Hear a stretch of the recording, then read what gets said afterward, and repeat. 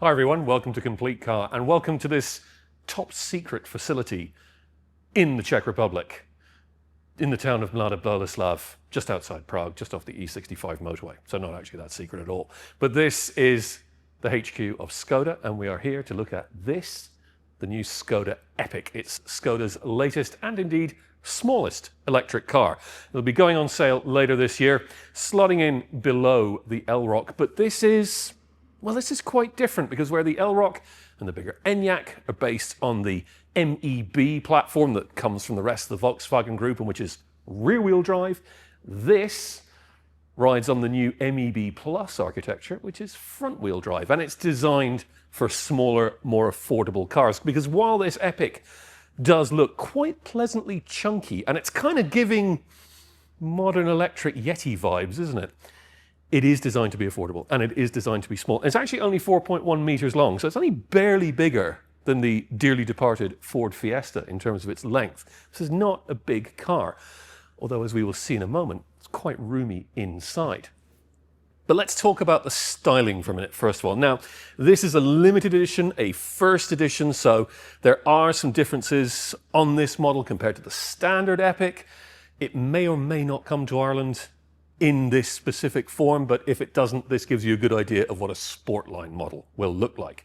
So we've got these pronounced, quite chunky wheel arches with nifty little aerodynamic devices here to cut down on turbulence crossing the face of the alloy wheel.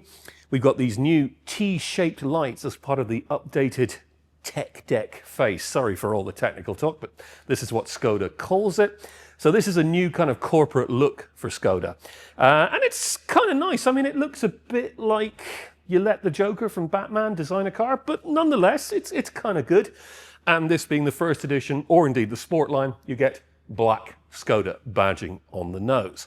But there are some other nice details as well, because if we come down here to the bumper, we can see we've got these slotted sections in the lower bumper, quite Jeep-like in a way, actually. This is definitely giving Jeep vibes for what is actually really a city car. It's giving it that kind of wannabe, rugged, outdoorsy look that Skoda likes so much.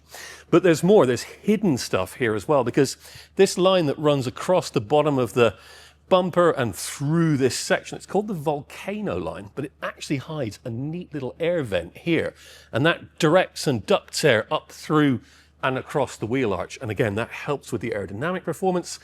The actual aerodynamic drag figure is 0.27 CD, which is not bad. It's not great, but it's pretty good for what is a chunky, quite tall at the front little car.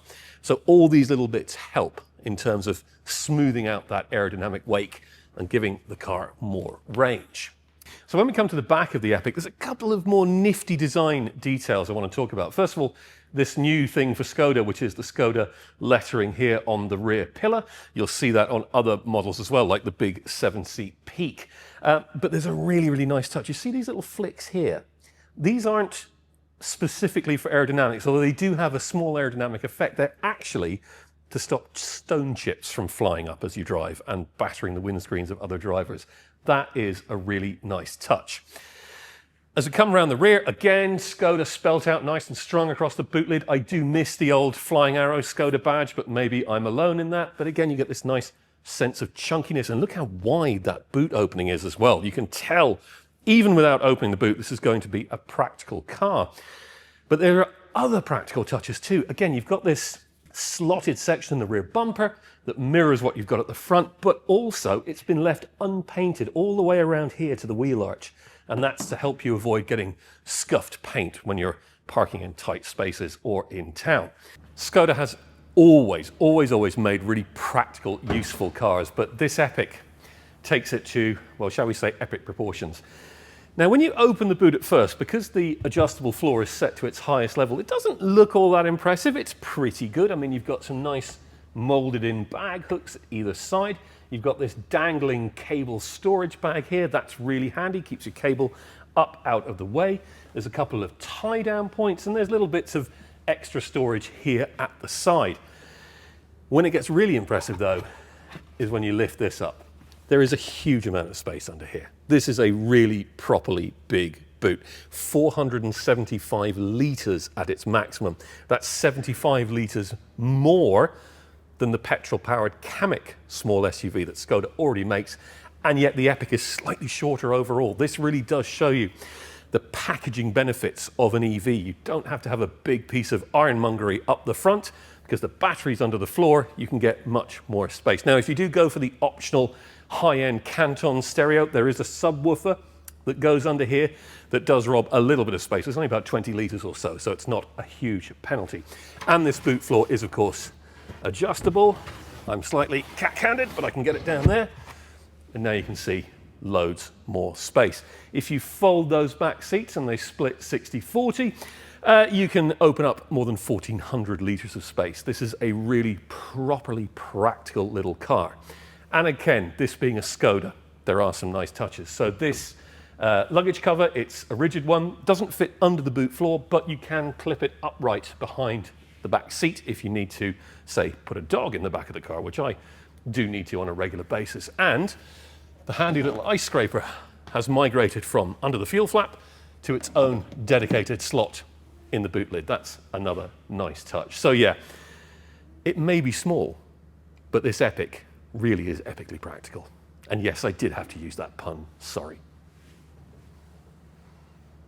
So we shifted over to a different Epiq because there's something else I need to show you about this car. Now this one is finished in a really rather fetching bright metallic red. It's got smaller wheels than the first edition we were looking at, but it's still a very smart looking car. And you can tell that it's not a Sportline style model because the Skoda badge is picked out in metal, not in black. But this Epiq's little extra trick is here in the front. Because, unusually for a Skoda, unusually for a VW group car, it does have a Frunk.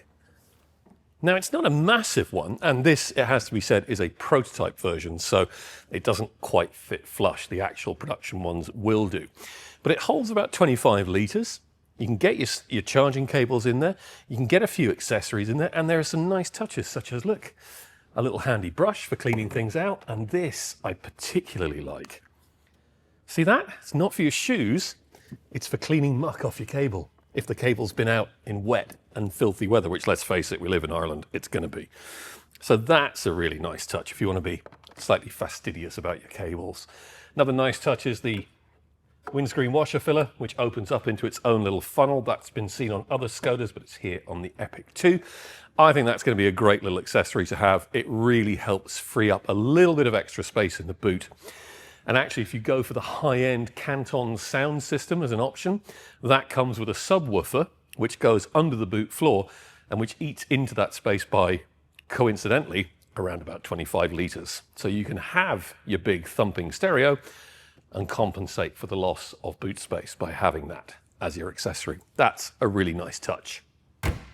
Inside the Epiq, there's a lot of familiar Skoda stuff going on, although there is a nice bit of design going on too, which is the dashboard is nice and kind of stretched out and horizontal.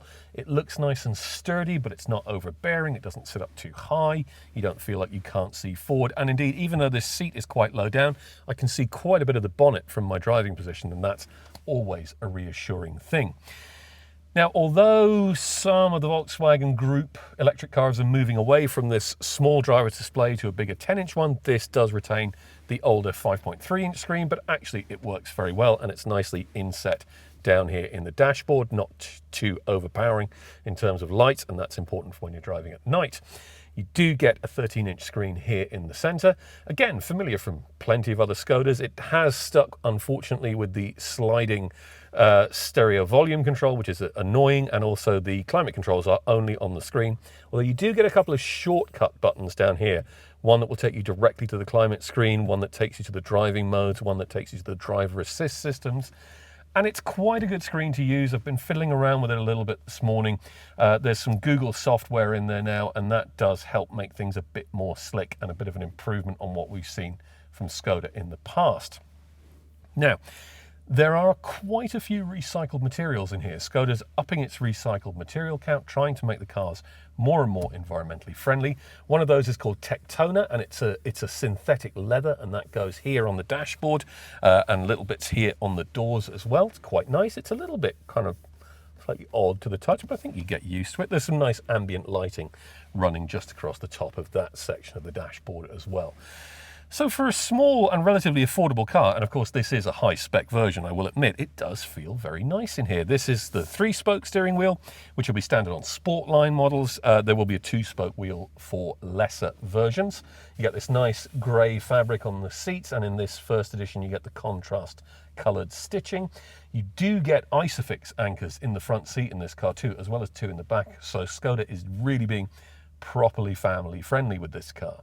There's also some very handy storage here. There's a wireless phone charging pad which is cooled, or a little slot that allows you to keep your phone upright. 2 good cup holders here, more storage under the dash, and indeed a very deep, I can get my whole arm in there pretty much, storage space under the armrest. The glove box is not too bad. The handy little tray there for storing anything small that you don't want rattling around. That's quite a nice touch.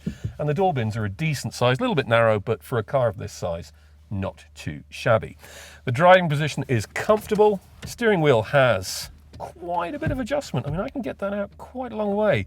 I mean, for my driving position, I'd rather have it about there, I think. But that's pretty good. This is height adjustable, so I can drop that down a little bit. And look at that, loads of adjustment in the seat. I don't think anybody will have any difficulty in finding a comfortable driving position in the Epiq. But this is a car that's going to have to be a family machine too. So what's it like in the back?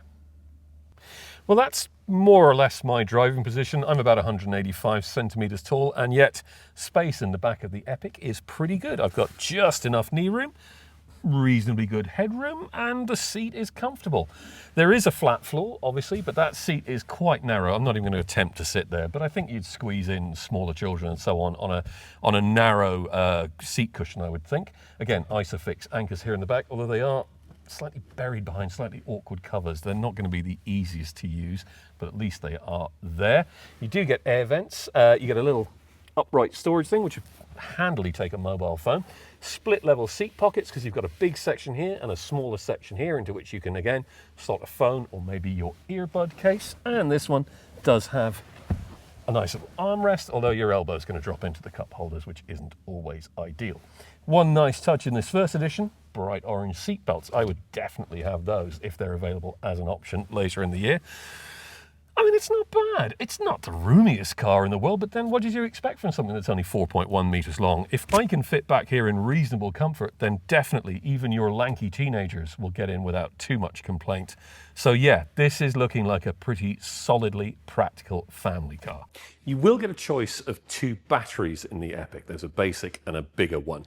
The basic battery is a 38 kilowatt hour unit, and it runs on LFP, or lithium-iron phosphate chemistry. Now, this is designed to be cheaper to build, also more robust, but primarily it's about that cheaper bit. It's about getting this car in at a lower price point. Should have a starting price somewhere around the 26,000 euro mark.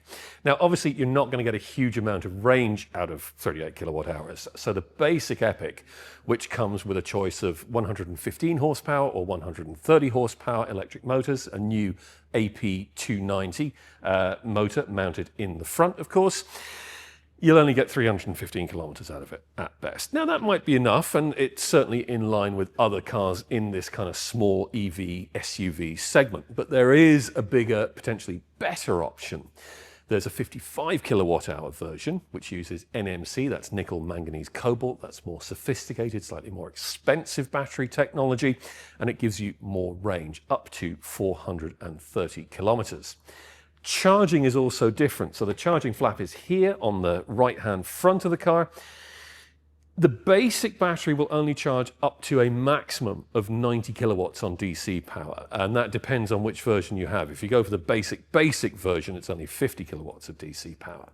But the bigger 55 kilowatt hour battery, and I do apologize if I'm chucking a lot of numbers at you, that will charge it up to 133 kilowatts of DC power, and that gives this Epiq a potential 10 to 80% charge time of only around 23 minutes, which is really quite impressive. Yeah, it's only a small battery, but keeping you waiting for only that amount of time, that's good. That is a definite improvement in EV technology. So you're just going to have to work out, can you get by with the smaller range of the cheaper battery, or do you genuinely need to upgrade, spend a bit extra, and get that 430 kilometer range? It will be down to you. Sorry, guys. You're going to have to do some homework and a little bit of maths. Well, thanks very much for watching our video of the new Skoda Epiq. Don't forget to head over to CompleteCar.ie to read all of our written pieces about this car, about every other Skoda on the Irish car market, and indeed every other new car on the Irish car market. Also, while you're there, do sign up to our weekly newsletter. It's completely free, and you do get some nice, juicy subscriber-only content on it. Again, thanks very much for watching the video. Hope you enjoyed. Do please like and subscribe if you feel like doing so, and we'll see you again on the next video.